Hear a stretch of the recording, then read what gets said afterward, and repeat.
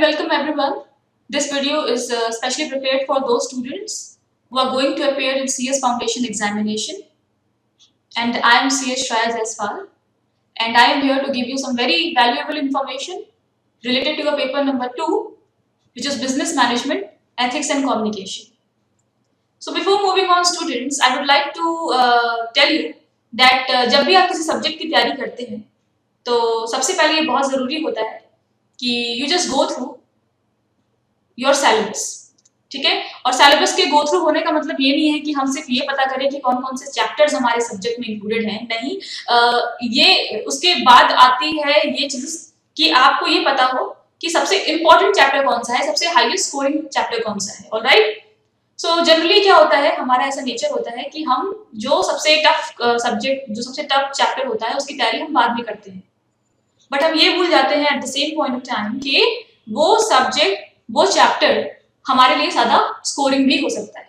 Okay, so the idea of preparing this lecture, this video is to make you understand कि आपके इस particular chapter, इस particular paper में कौन सा ऐसा चैप्टर है जो बहुत ज्यादा स्कोरिंग है, और उसकी कुछ बेसिक चीजें हम डिस्कस करेंगे जिससे कि आपको इस पर्टिकुलर चैप्टर को तैयारी करने के लिए from examination point of view काफी हेल्प मिले, और ताकि आपको ये जो पर्टिकुलर चैप्टर है वो बहुत इंटरेस्टिंग लगने लगे और आप उसको सबसे पहले तैयार करो, जिससे कि आपको स्कोर करने में बहुत हेल्प मिले। Alright, so after going through your business management ethics and communication papers, previous year papers को चेक करने के बाद मुझे ऐसा लगता है पर्सनली कि जो चैप्टर नंबर 8 है, that is ethics, business ethics, वो बहुत ही इंपॉर्टेंट चैप्टर है आपके लिए एग्जामिनेशन पॉइंट ऑफ व्यू से। So we will be discussing some very basics of business ethics, its history, branches and कुछ क्वेश्चंस भी सॉल्व करेंगे हम इस लेक्चर में। So let's start. तो बिजनेस एथिक्स जो आपका चैप्टर है वो बिजनेस एथिक्स के बारे में है, बट बिजनेस एथिक्स को समझने से पहले हमें ये समझना बहुत जरूरी है कि एथिक्स क्या होता है। तो एथिक्स के बारे में हम थोड़ी सी डिस्कशन करते हैं। So ethics, all right.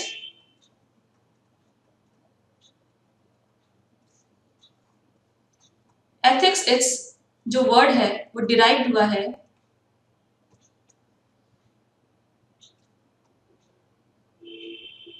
Greek word जो है ईथोस, इससे ये डिराइव हुआ है, जिसका मतलब होता है कैरेक्टर। ठीक है, character which defines your way of living. ठीक है, जो आपकी लाइफ को जीने का तरीका है, अपने कैरेक्टर के साथ आप किस तरीके से उसे बिताते हैं अच्छे कामों को करते हुए, वो कहलाता है ईथोस इन ग्रीक, जिससे कि बना है वर्ड एथिक्स। ऑलराइट, सो एथिक्स जो होता है उसकी अगर हम बात करें जनरल और बहुत सिंपल भाषा में, so what is right and what is wrong gave birth to ethical and non-ethical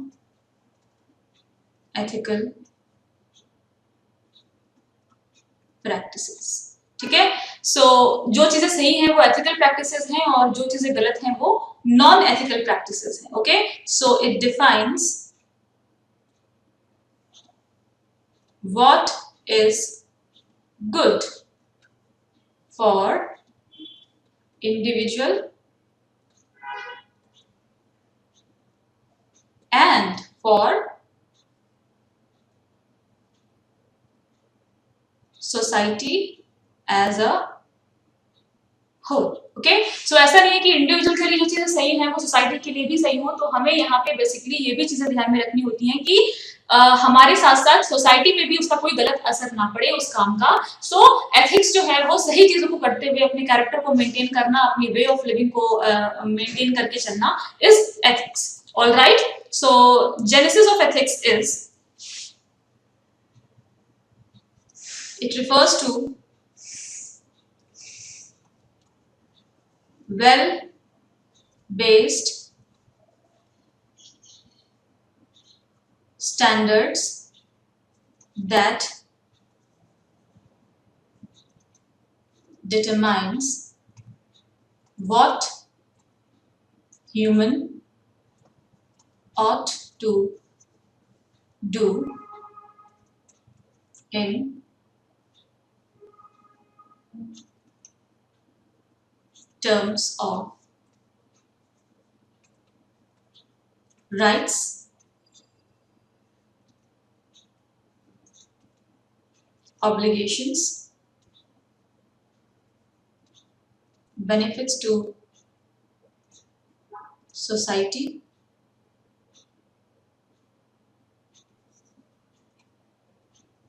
fairness, or specific virtues. Okay, so genesis of ethics is it refers to well based standards. एक ऐसे well based standards हो और वो standard कैसे हो of what right and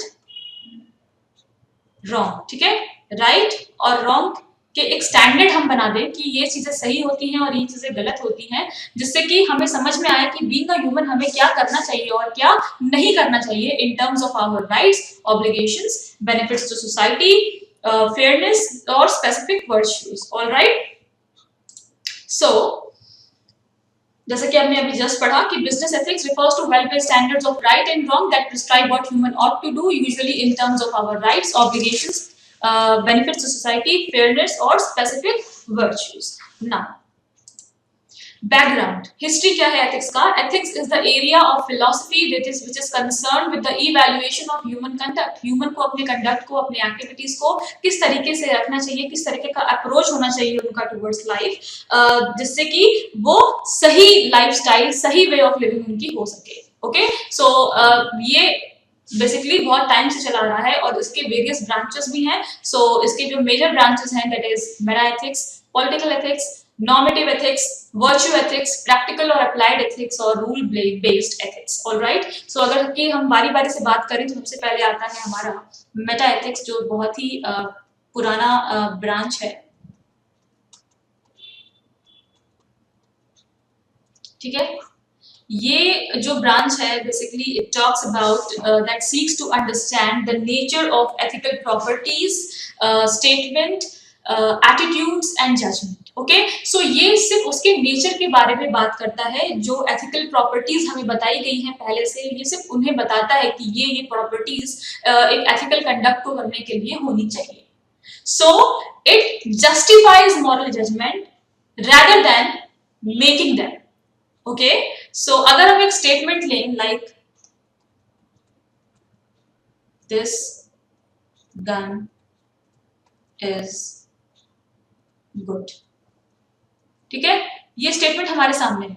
सो ये हमें सिर्फ एक स्टेटमेंट दे रहा है कि दिस गन इज गुड, ये गन अच्छा है, ठीक है, आप इसे समझो और इसे फॉलो करो. ठीक है, बट हम इसके बेसिक में नहीं जा रहे हैं. बट अगर हम दिमाग लगाए, अगर हम सोचे थोड़ा सा इसको डिस्क्राइब करने की कोशिश करें, थोड़ा सा इसका डिस्क्रिप्शन निकालें कि गन गुड कैसे हो सकता है, ये तो किसी को मारने के लिए होता है, ये वो, तो ये इन चीजों में नहीं जाके सिर्फ और सिर्फ हमें एक डिस्क्रिप्शन दे रहा है. ठीक है, सो मेटा एथिक्स को अगर हम डिफाइन करें, सो it is a branch of ethics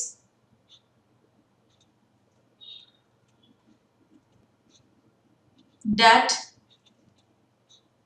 seeks to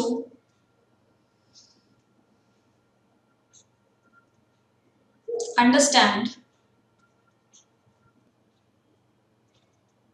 the nature of ethical properties, statement,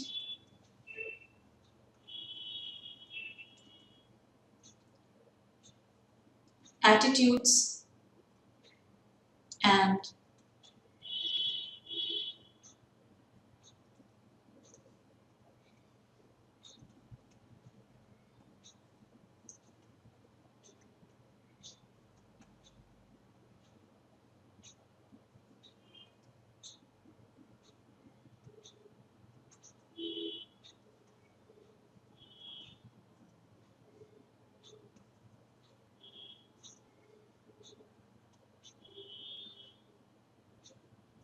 alright, so ये मॉरल जजमेंट को सिर्फ जस्टिफाई करता है, उन्हें बनाता नहीं है, ठीक है। So it is that branch of ethics that seeks to understand the nature of ethical properties only. Statement हो, एटीट्यूड्स हो, जजमेंट हो, सिर्फ हमें उसके बारे में बताता है। Okay, so next branch is political ethics.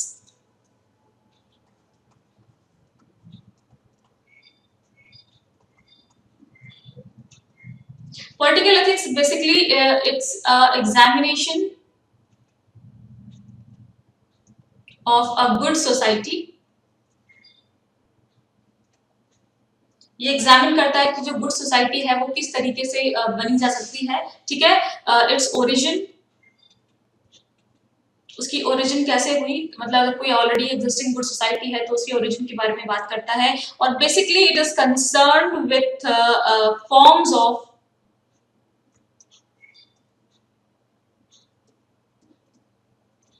Political powers, जिससे कि बनती है हमारी। Okay, so this particular branch of ethics, which is political ethics, is basically concerned with establishing a good society, और उसके लिए हमें इसकी जरूरत पड़ती है गुड गवर्नेंस की, तो उसके बारे में ये ब्रांच कंसर्न है। Now next branch is normative ethics।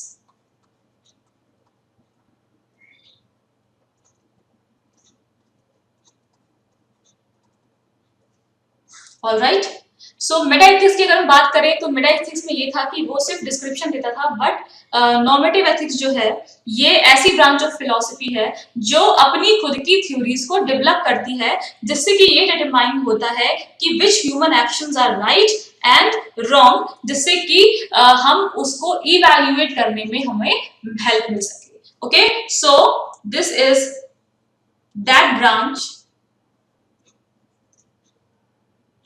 of ethics that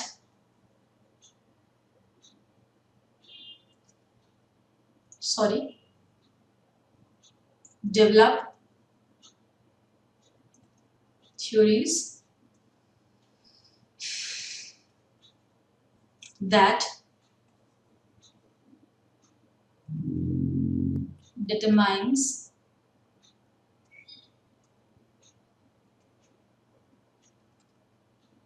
human actions are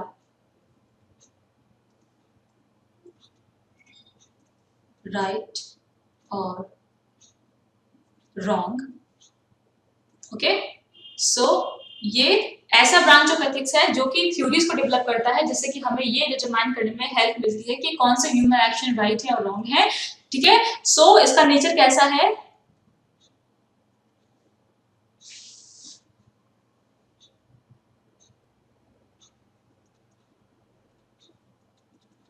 constructive, okay, and not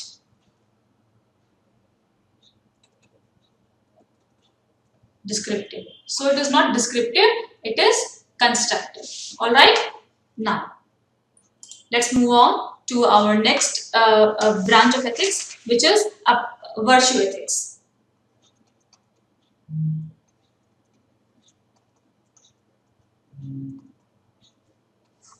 virtue ethics का, वर्च्यू का मतलब होता है कोई ऐसे ट्रेड्स, कोई ऐसे कैरेक्टर्स जो किसी एक इंसान में होनी चाहिए। जैसे कि अगर हम किसी आइडियल पर्सन की बात करें, like APJ Abdul Kalam sir हैं, ठीक है, तो उनकी अगर हम बात करें तो हम अगर उनके बारे में हम सोचें तो उनकी लाइफस्टाइल जो थी, जिस तरीके की थी, वो किसी भी इंसान के लिए एक इंस्पिरेशन हो सकती है। सो ये उनके, अगर उनके वर्च्यूज को लेके अगर हमें उनकी तरह बनना है, उनकी तरह एथिकल प्रैक्टिसेस फॉलो करनी है, तो उनके वर्च्यूज, उनके कैरेक्टर्स, उनके ट्रेड्स हमारे अंदर होने चाहिए, जिससे कि हम भी एथिकली बिहेव कर सकें। So this particular branch of ethics is concerned about that field। Okay, so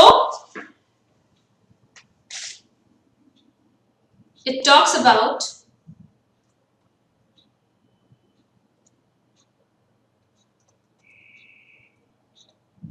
virtuous person, वो कोई भी आइडियल पर्सन हो सकता है, who is ideal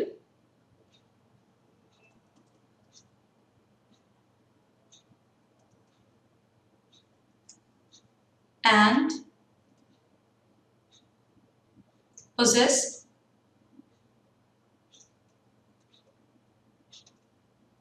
traits for living a good life.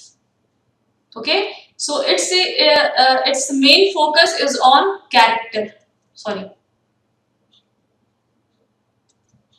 not on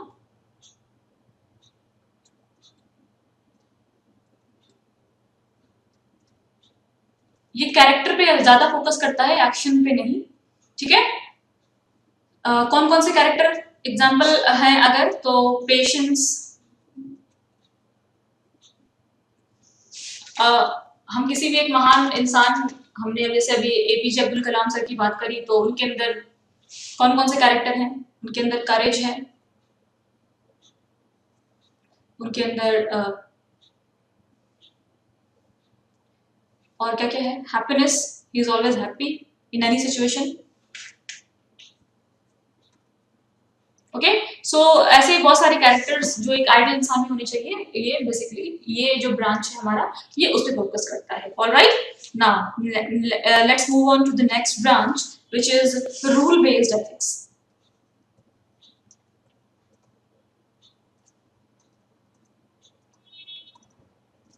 so rule based ethics जो है ये basically 2 parts में डिवाइडेड है। तो जो इसका फर्स्ट पार्ट है दैट इज कॉन्सिक्वेंशियलिज्म,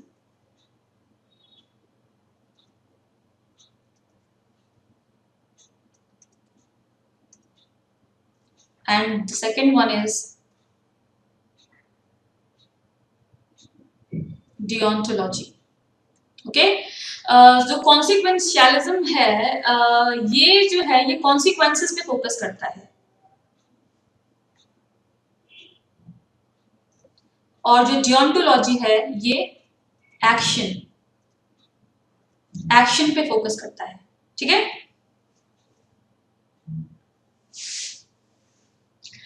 इनको समझने के लिए हम एक एग्जांपल ले सकते हैं।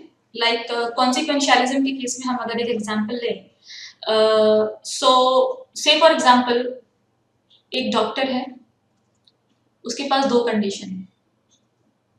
एक इंसान जो कि बहुत बड़ी बीमारी से लड़ रहा है, वो उसको बहुत बड़ी बीमारी है और उसको डॉक्टर का पूरा टाइम चाहिए उस बीमारी को लड़ने के लिए, लेकिन यहाँ पे कुछ बंच ऑफ पीपल हैं जिनको बीमारियां हैं, और डॉक्टर अपना जितना टाइम उस अकेले बंदे पे देगा, अगर वही टाइम वो इन बंच ऑफ पीपल पे दे तो इन सबकी जान बच सकती है। सो कॉन्सिक्वेंशियलिज्म टॉक्स अबाउट कि अगर ये डॉक्टर का जो एक्शन है वो कौन सा ऐसा एक्शन करे जिससे कि एक बेस्ट कॉन्सिक्वेंस सामने आए। सो बेस्ट ऑप्शन इस टाइम डॉक्टर के पास क्या है, इस अकेले वाले इंसान की जान बचाना या इस पूरे बंच ऑफ पीपल की जान बचाना। सो कॉन्सिक्वेंस अगर इसकी जान बचाएगा तो एक इंसान की जान बचेगी, और अगर इस केस में वो सबकी जान एक साथ बचा सकता है, तो कॉन्सिक्वेंसेस जो हमें दिख रहे हैं वो ये है। तो इस कंडीशन में डॉक्टर को इनके पास जाना चाहिए। ऑलराइट, बट हर कंडीशन एक जैसी नहीं होती। एक्शन, अगर हम एक्शन की बात करें, डियोंटोलॉजी की बात करें, तो यहाँ पे हम कॉन्सिक्वेंसेस की जगह हम अपने एक्शन पे ज्यादा फोकस करते हैं। लाइक से फॉर एग्जांपल एक आदमी है, उसके घर में एक चोर घुस जाता है और उसके सारे फैमिली वालों को वो मार डालता है।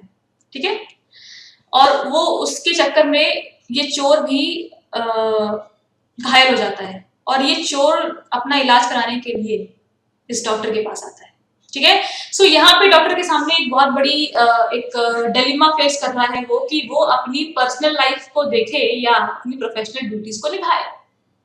सो as per action deontology theory, वो अपने एक्शन को जज करे, ना कि कॉन्सिक्वेंसेस को ध्यान में रखे। वो उसका एक्शन इस टाइम होना चाहिए कि वो उस चोर की जान बचाए। सो जो ये जो थ्योरीज हैं, जो ये ब्रांचेस हमारे एथिक्स के हमारे सामने आए जा रहे हैं, सो दे आर, ऐसा नहीं है कि हम उस पर स्टिक होके बैठे, हम सिचुएशन टू सिचुएशन उसे जज करने की कोशिश करते हैं, और सही गलत का डिसीजन हम उस सिचुएशन को ध्यान में रखते हुए ले सकते हैं। सो यहाँ पे बेसिकली जो मेन प्रॉब्लम डॉक्टर के सामने है that is his professional versus personal duties. ठीक है। सो ये डिसीजन लेना डॉक्टर के हाथ में है और वो अपनी उस अपनी ड्यूटीज को ध्यान में रखते हुए अपने डिसीजन को लेगा। ठीक है, तो ये था rule based ethics. Now next is practical और अप्लाइड एथिक्स।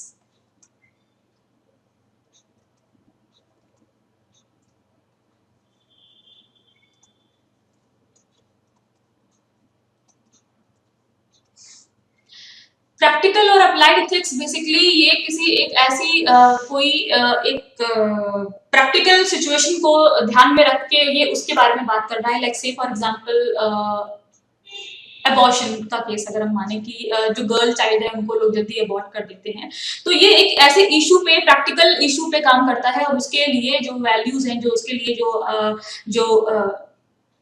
जो स्टैंडर्ड्स हैं, जो कैरेक्टर्स हैं, जो होने चाहिए हमारे अंदर, ये बेसिकली उस पर फोकस करता है। दैट इज प्रैक्टिकल और अप्लाइड एथिक्स। ठीक है, so these were the major branches of ethics, like meta ethics, political ethics, normative ethics, virtual ethics, practical और applied ethics, rule based ethics. Okay, so अब हम ethics से business ethics की तरफ आते हैं। ठीक है, अगर एथिक्स की बात हमने करी, जहां तक हमने समझा, तो उसमें हमें ये समझ में आया है कि जो एथिक्स होता है वो अच्छे काम को करते हुए आगे बढ़ने की चीज होती है।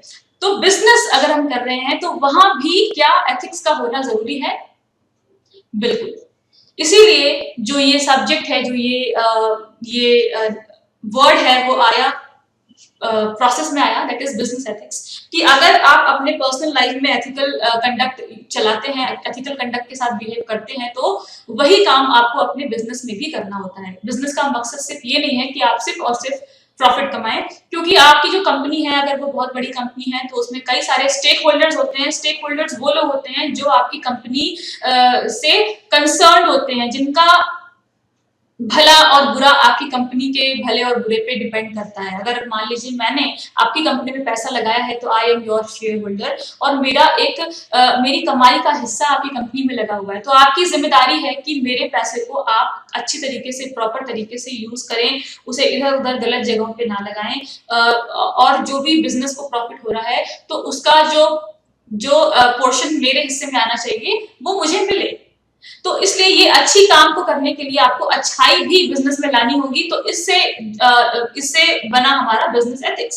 So it refers to application of ethics in business. Business में एथिक्स को लाना, इट फैसिलिटेट्स एंड प्रमोट्स क्या, गुड टू सोसाइटी, सोसाइटी के लिए अच्छा हो, प्रॉफिटेबिलिटी बढ़े हमारी, बिजनेस रिलेशन हमारा अच्छा हो एक दूसरे के साथ, एम्प्लॉयज की प्रोडक्टिविटी बढ़े, और जनरली इसका जो मतलब होता है, it means coming to know what is right और wrong in the work place and doing what is right. सबसे पहले तो हमें जानना जरूरी है कि सही और गलत है क्या, और जब हमें पता चल गया है कि सही ये है, तो हम उस सही को आगे लेके चले और आगे बढ़ाएं। ऑलराइट, नाउ एलिमेंट्स क्या क्या है बिजनेस एथिक्स में? एलिमेंट्स कौन कौन से होने चाहिए? सबसे पहले जो एलिमेंट होना चाहिए वो होना चाहिए फॉर्मल कोड ऑफ कंडक्ट। एक कोड ऑफ कंडक्ट बना लेना चाहिए और हमें उसे अपने ऑफिस में हर जगह लगा लेना चाहिए। वो कोड ऑफ कंडक्ट हमें ये बताता है कि हमारी कंपनी का बेसिक वैल्यू क्या है, वो चाहती क्या है, उसका ऑब्जेक्टिव क्या है।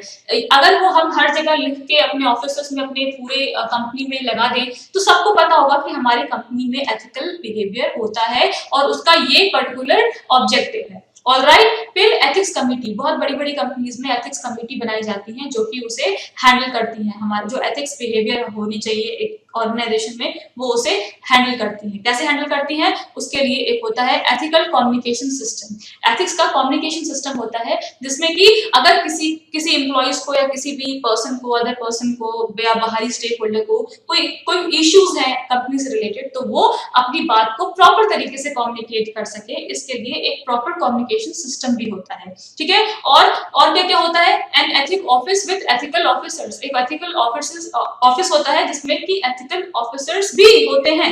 हाँ, ऐसा होता है बड़ी बड़ी कंपनीज में, जो कि एथिकल वैल्यूज को प्रायोरिटी बेसिस पे जरूरी समझती है।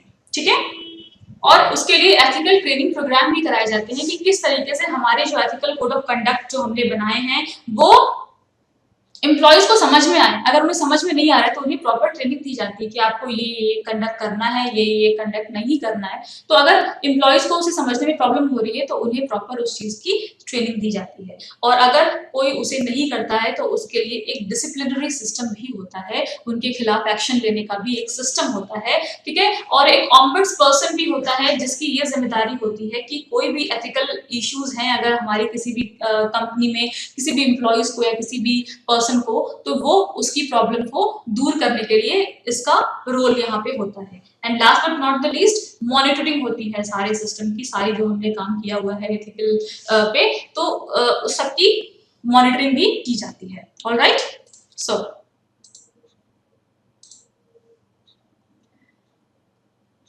That's all students, and thank you so much. I hope कि एथिक्स, बिजनेस एथिक्स जो चैप्टर है इसके बारे में आपको थोड़ी बहुत आइडिया लग गया होगा, और आई एम डैम श्योर कि अगर आप इस चैप्टर को और अच्छे से पढ़ें तो उसमें और भी कई सारी चीजें हैं और उससे आपको काफी हेल्प मिल सकती है। So my idea of preparing this lecture is to give you some basic hints कि कौन कौन से चैप्टर आप कौन सा चैप्टर आपके लिए बहुत बेनिफिशियल है और किसकी तैयारी आप पहले करें। So all the best for examination, and for अगर आपको और अच्छी तरीके से अपनी तैयारी करनी है, अपने एग्जामिनेशन में पास आउट होना है, तो हमने सारे इसका जो पूरा एक वीडियोस हैं, हमने सारे हर चैप्टर की वीडियोस बनाई हुई हैं और हर चैप्टर की हमने आपको जो क्वेश्चन पेपर्स हैं पिछले प्रीवियस ईयर्स के वो भी सॉल्व कराते हैं, और बहुत सी ऐसी आपको और भी इम्पोर्टेंट यू नो लाइक किस तरीके से आपको टाइम सेव करना है, किस तरीके से आपको पढ़ाई करनी है, नोट्स प्रोवाइड कराए जाते हैं आपको। So Takshashila learning is wholly solely dedicated to you know कि स्टूडेंट्स हम बीइंग अ टीचर आपको बेस्ट प्रॉपर तरीके से जो चैप्टर है, जो आपका पर्टिकुलर सब्जेक्ट है, उसकी इंफॉर्मेशन दे सके और आप बीइंग अ स्टूडेंट उसे बहुत अच्छी तरीके से समझ सके, और ताकि आपको अपने एग्जामिनेशन को क्लियर करने में काफी हेल्प कर सके। So that's it for today students, and thank you so much and good luck for examination. Thank you. Thank you for watching this video. For more videos, please subscribe our YouTube channel. Thank you.